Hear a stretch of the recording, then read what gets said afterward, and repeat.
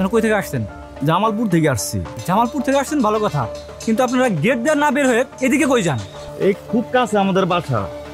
বাসা এদিকে না? দেখি টিকিট দেখান তো, এই টিকিট দেখান। ভাইয়া আমাদের কাছে তো টিকিট নেই। আমরা তো টিটির কাছে টাকা দিয়ে আসছি। যেটা ভাবছিলাম সেটাই হয়েছে।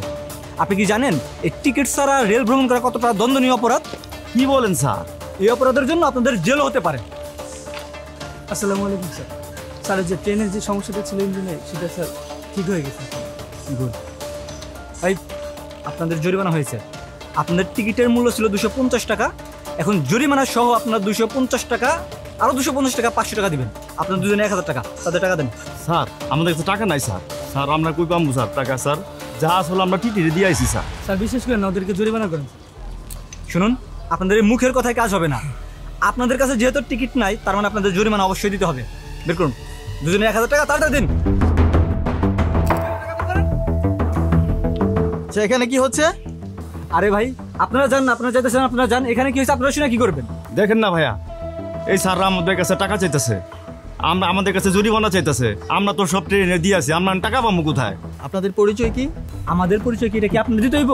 আপনারা বলছেন না যাইতে, আরে যান না। আচ্ছা, আপনাদের পরিচয়টা জানতে চাচ্ছি, আপনাদের পরিচয়টা দিন। আমরা রেল কর্মকর্তা। আচ্ছা, যেহেতু আপনারা রেল কর্মকর্তা, আপনাদের আইডি কার্ডটা দেখান। উনি কে? আমি কে না? এই দেখুন আমি কে।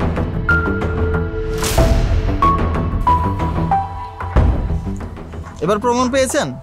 এই আপনাদের মতো কিছু অসাধু লোক যারা স্টেশনের সাধারণ মানুষদের হয়রানি করে, ওনাদের প্রবলেম হয়েছে, ওনারা টিকিট কাটেনি, এটা তাদের অপরাধ। কিন্তু আপনাদের অপরাধ হচ্ছে আপনারা সাধারণ মানুষের কাছ থেকে জরিমানা আদায় করার মাধ্যমে আপনারা ভুল করেছেন, যে আপনারা সাধারণ মানুষের কাছ থেকে জরিমানা আদায় করতে যাচ্ছিলেন, তাই আপনারা অপরাধী। স্যার স্যার স্যার স্যার, আমরা ভুলে গেছি স্যার। আর একটা কথা বলবেন না। চলুন চলুন, ওনাদেরকে নিয়ে চলুন।